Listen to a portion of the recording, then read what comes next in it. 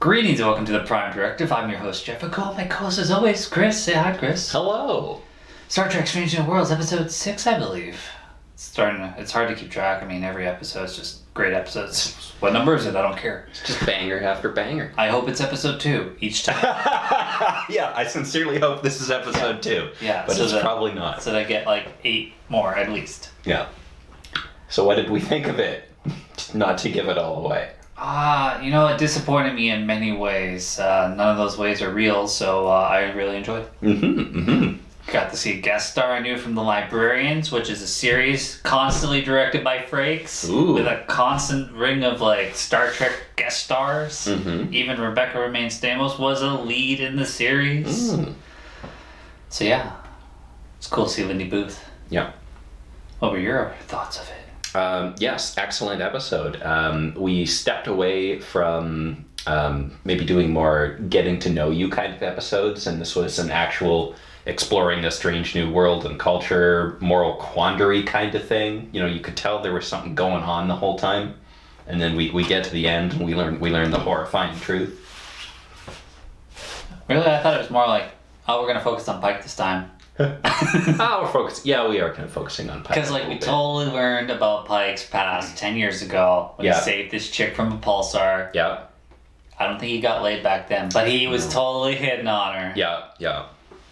Yeah, and she can't fly shuttle worth a shit. Not there were like a shit. lot of cute things in this, which was a great deflection away from the horrible shit that happened. Yeah, you could definitely tell there was something up. Yeah. This whole time. Yeah. But you didn't know where it was going to go. I'm just like, I didn't want to jump conclusions, but at one point, just like, they're killing this kid. Oh yeah, 100%. Yeah, 100%. They start talking about ascension and sacrifice, and it's like, well, if it's not a koala, it's going to be something real bad. Ascension straight on Stargate. I'm like, he's dying. But let's see. Maybe then she's like, to the throne. I'm just like, I'll give it time. I'll let you tell me the story.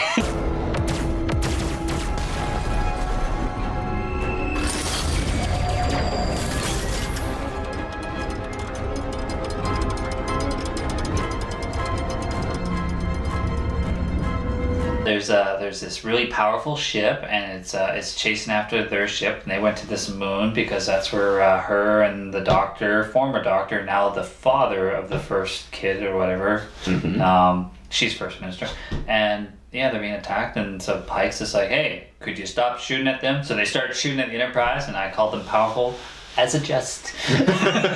Yes, this really reminded me of the that one TNG episode where they're just plinking at the Enterprise's navigational shields, and they're like, technically we're supposed to go to yellow alert. And Picard's like, those must be very old regulations. Or even that episode when they got their memory wiped and they're being shot at by those guys, and it's just like, how can this possibly be our enemy? Yeah, they're our enemy, but they have lasers? Yeah, they got freaking lasers on their ships, man. I thought it was quaint. I enjoyed seeing tow cables again. I was like, this brings me back to Enterprise. I was actually, you know what, yeah, that totally makes sense, because I was giving them shit for like, what, these idiots can't even afford a tractor beam? And then, they're idiots and they can't do anything.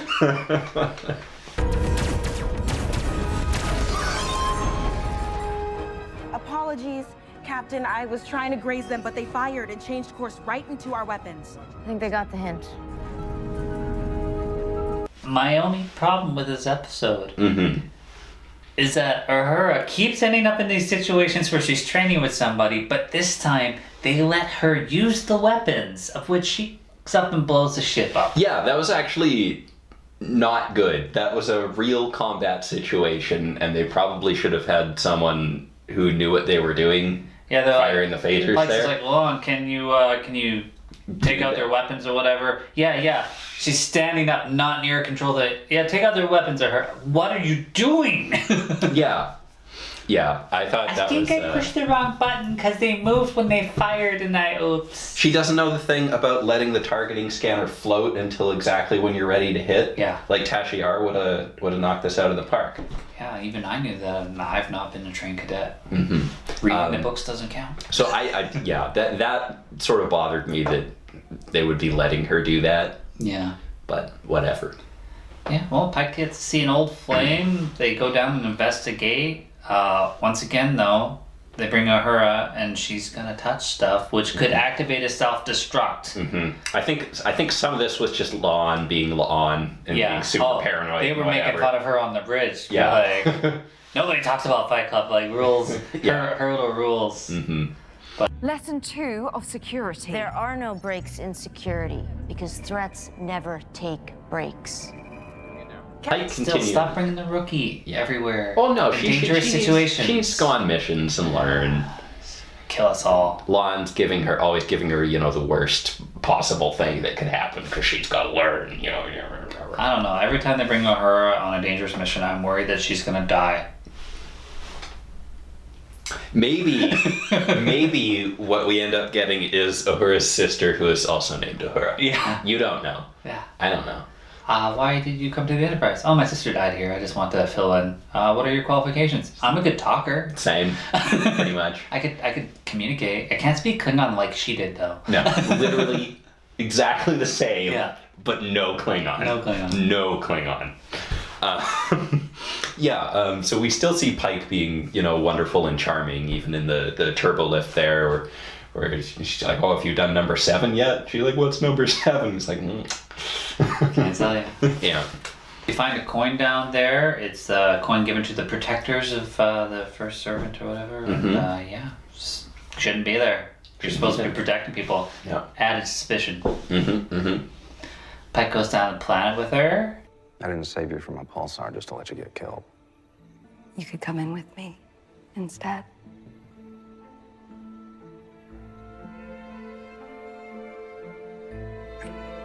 They totally hook up, Chris. Yeah, they totally did. This is our first Kirk moment, isn't it? Well, I mean, he's got a history with her. I mean, Yeah. It wasn't he who just went to a planet. He's like, you're a girl, I'm a guy.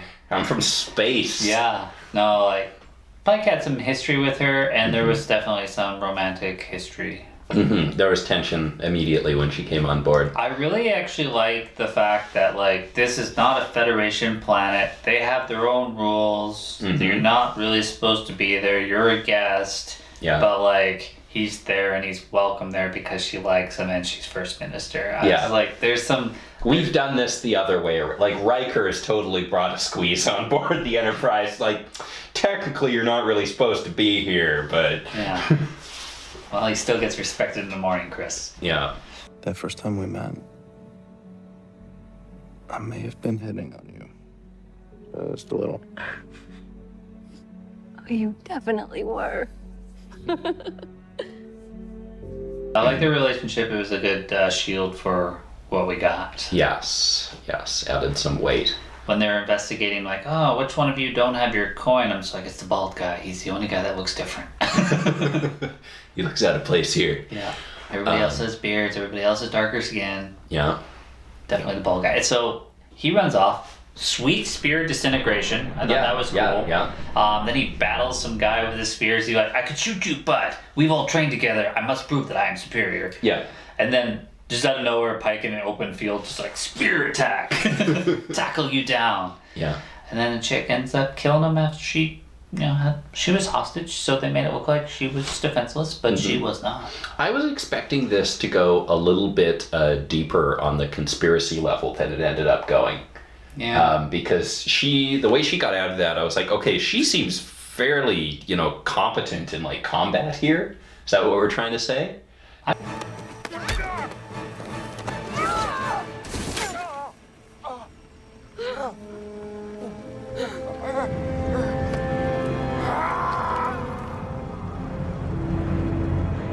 There was also some other bits where they were kind of lampshading, it's so unlikely that we would have ever run into each other again. And like they said that a couple times, so I'm like, okay, so did she engineer this? Like, is that what we're trying to say? He thought he could just go around the galaxy, hit it and quit it, and not go back to the same system, but here he is again. So yeah, I was expecting actually a bit more layers to the conspiracy than we ended up getting. Yeah. So I thought the First Minister chick would be involved some way, but other than just willingly participating in the child sacrifice, that was just kind of it. Yeah. Well, I mean, had it coming. So on the ship we got the kid and his protect her dad, who's a doctor, and we've got Umbenga, and his kid just randomly gets transported every once in a while, or gets beamed away randomly. I think it's on a timer or something. Yeah, so they gave us the recap of him, so you know it's going to involve his kid, and we learned that this kid's got these micro thingies in him, and basically cure all disease. Yeah. There. Just wanted to check that his quantum bioimplants are functioning. Thank you. He has quantum bioimplants? He didn't show up on my scan. Which could help Umbenga. Yeah, but well, hey, it's exactly that thing I'm looking for. Yeah, but again, we're not part of your federation. We can't share our technology. Yeah, we kind of got our own prime directive there. Kid's really smart. Even says stuff to Spock that Spock's just like, you shouldn't know this. You're too smart, kid. I don't really know this. Yeah. And then basically beams Umbenga's kid out when he's not there, and they're playing, which was good. She got some fun. Yeah. Rather than sit there and hear dad read the same story and chapter over and over. She's very patient with her dad. Yeah. She's doing a good job. She is her dad's patience. No, yes. I really was sort of getting that sense from her where she's just like humoring dad while dad's doing all this stupid shit, like reading the same chapter over and over again. She's just like, I'm just gonna let him do it because it makes him feel better. That's sort of the vibe. He was reading it dramatically too. It's like, does he read it dramatically every time? Yeah, he's doing a great job. Different? He's doing a great job. Yeah. I want him to read me a story, Chris. There you go. Yeah. When King Gridley turned, the wizard Pollux pushed him right over the cliff. Daddy, you just read me the same exact chapter twice in a row. I did? They get tired of this lovely place that they're very safe at, and they was like, we're gonna beam down, and then it's just like they get beamed away, and then we see a shuttle or a cruiser again, which was very weird that like no mention of this cruiser until the beam happened. Yeah, you think they'd be on the lookout maybe. And then they're trying to warp away and they get transported, and then they're just like, oh, we can't go anywhere, and we must reinforce the hull and this and that, and they're just like, they're trying again, and be like, let them go, and then boom. I was just like, this is for show. Yeah, they probably didn't kill the kid here. Yeah, but that's later. But everybody thought kid dead. I like Pike handled it really casually. He's like, oh, it's a terrible loss. I'm really sorry. Like, totally got laid. Walking on cloud 9 right now. It's bad news. It's just bad news. Whatever. Yeah. Whatever.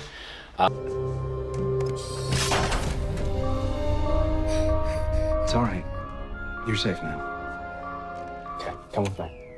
Dad's plan almost worked, except the kid was smart enough to put out that special signal on the special frequency that Spock knew to look for. Yeah, so essentially the dad basically stopped being a doctor and became a dad and didn't want the kid to die. Yeah. And so he's communicating, I guess, with the Rebel Alliance on Plankton 7 or whatever. Yeah. And yeah, they were gonna take the kid away, and the kid's just like, no, it's my duty. And so he got himself beamed and stuff. Yeah, so I guess we were sort of recharacterizing that planet there. You know, they're not rebels or bad guys, they're conscientious objectors, right? Like they know the truth of what's going on and they don't want any part of it. Well, they were probably banned too. It's just like, oh, get out of here. Go live on your Elcast planet. Yeah. You don't understand. If the first servant doesn't ascend, Majalis will fall out of the sky. The surface of our planet is nothing but rivers of lava and lakes of acid will be destroyed. It sounds like her planet's shit though, because she was saying in like her transmission stuff, it's like, our planet is lava. Everything is acid, lava. Yeah. We need children to make our cities float. You remember that game, The Floor is Lava? Yeah. It's that. Yeah, we need our children to make our cities float. They all float down there. There you go.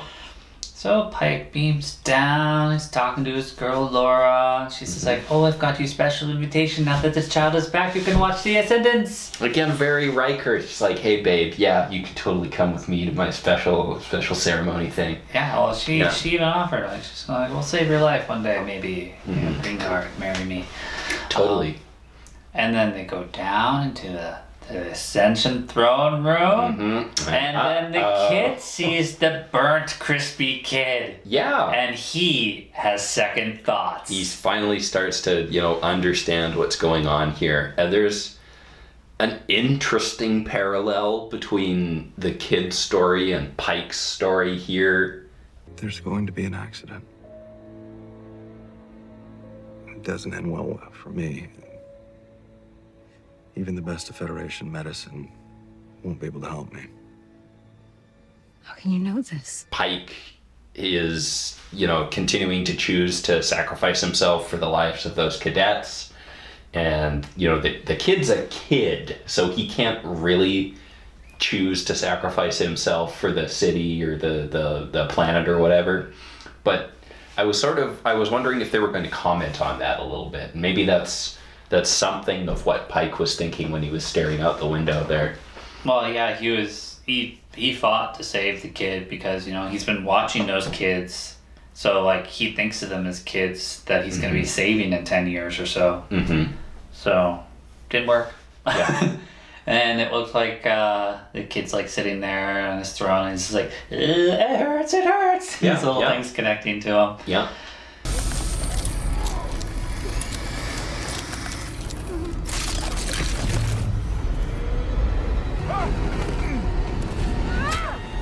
I thought the lady's speech at the end there, where she's like, "There's no one suffering in your Federation," and you turn away and look from them, and I'm like, my understanding is for Earth at least, no, we fixed that.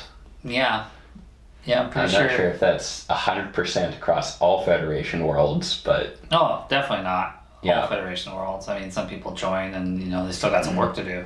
yeah. But yeah.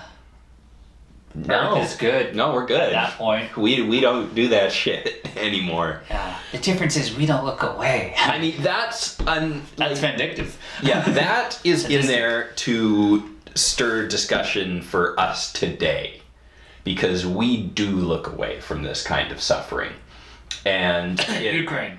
It just anything stuff in our own countries, even homelessness, poverty, whatever. We could address this, and we just aren't. Yeah. So what would happen if we suddenly had a machine and you had to sacrifice 100 people to it, but no one would ever starve? There's way more than 100 people starving right now. Do you make that choice?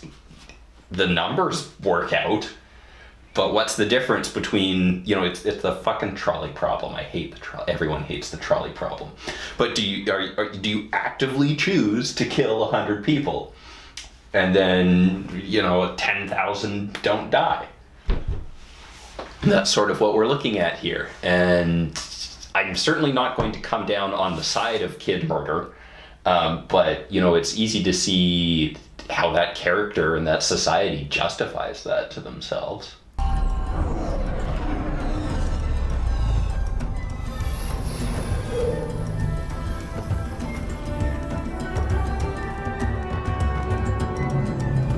Yeah, I mean, they do have a lovely city, Chris. They have several lovely cities. Though you did point out, it's just hey, ever thought about relocating to another planet? Yes, that is a big problem with this. And you can't let this kind of shit get in the way of good storytelling, really. And this was excellent storytelling and an excellent episode. Yeah. But it would have been great for Pike to just be like, have you ever considered moving to any other planet? Yeah. Any other planet at all. And the lady would just be like, what? Yeah, I guess that was an option. But one kid, we're already here. It's just one kid. Well, think about it, stuff the kid is sacrificing isn't just floaty city, lovely food, flora, whatever. Mm-hmm. They also have no disease, no this or that. They go to another planet. But that that's not a function. Back. No, why is that a function of them being on that planet? I think it's part of the science of that place. Is okay, so having done that has given them all this extra energy, technology. Okay, I guess I don't. We didn't explicitly say exactly what that machine is for entirely. Like, we know the cities will all fall without the machine. Yeah. That's what she says. But you're right. Maybe it does control, like, their medical nanotechnology as well. Maybe that's just all of their computer systems. Maybe they actually have nothing, if not for the chair machine. We didn't get a 2-hour episode here. We didn't get that in depth. I guess that certainly would make more sense if they were just wholly dependent on it. It's a child. Laura, you have to stop this. He chooses it freely. Because that would be a much bigger sacrifice than why don't you just move? Little kid. Yeah, they could have done like, you know, we didn't put the kid in, we're going to be like descending for 20 minutes, be like, replicators aren't working. Oh shit, power sword is out. Yeah. I guess they could have done it that way, cut it a lot closer, and we could see what was failing in the city. But we didn't do that. We got it in time for the nice fun ceremony, so everything was still going great. Yeah, we could have giant storms coming in. We could have Chief O'Brien come down and tell a story to fight the storms back. Old man yells at cloud. Yeah. I really liked Pike just being like, will he suffer? Oh, yes. Oh, yeah. Yes. He will suffer greatly. Oh, my goodness. Yeah. But we're all aware of it. Yeah, we don't look away. Yeah, we watch it. Yeah, we'll watch. It reminded me a lot of like Viking Sacrifice. Mm-hmm. It's just like, if you watch any of those Viking shows, it's just like, ugh, you did some horrific things to those kids. Yeah. You've got this Viking group that's just like gone full Christian because he doesn't like what their Viking religion's done. And it's just like, oh, he's a bad guy. He's just running around slaughtering people. And it's like his childhood is like, oh, you watched your little brother get horribly sacrificed to the gods. Mm-hmm. Like, I get that. Yeah. So, yeah, I really love, oh man, this is such a great classic track. And here's an alien race with just a few makeup things. Classic. Yeah. Classic. You know what? It's not like I'm a watcher and I'm just like, oh, they're barely alien. I don't care. I don't give a shit. I watch so much classic Trek. They painted their eyebrows upwards. Sometimes they just didn't bother. That's the difference. Sometimes they just didn't bother. Fancy dress, alien. Yeah. So it certainly fits in with the era of storytelling, I guess. Hey, we saw on that desert planet world, they are not afraid to use makeup. Mm-hmm. Mm-hmm. There's seen people in the crew that I don't recognize that probably I can't call canon yet because we don't know where they're from, that use a lot of makeup. Mm-hmm. So they're not afraid to. But I like that they didn't, so I could recognize Lindy Booth. Yeah, there you go. Final thoughts, Chris? Final thoughts. This was a great episode. I think it was the one so far that's most going to make you think. This is going to start discussions and debates. And that is just such a fantastic quality of the best Trek episodes. Like, I want to sit down and think about this episode and what was it trying to, what's it trying to say? What are the consequences of it? And in addition to just being very entertaining and fun to watch. Yeah. And anytime Trek's got the moral lessons in there and has you thinking about it afterwards is just great. Mm-hmm. Mm-hmm. Best Trek episode, Chris? So far, this not of all Trek, but best, Strange New Worlds. I'm gonna say it's the best Trek episode of Strange New Worlds, but I had more fun last week. Yeah. Not that I didn't have fun. Like, this was great. Please continue giving me more like this. But last week was all fun. Well, I mean, yeah, best Trek episode, best laughing episode last week, best horror episode Gorn week. There you go. Sure. Well, hopefully get some more Gorn. Until then, guys. Mm-hmm. See you tomorrow for our overview. That's all he's saying. So we're watching.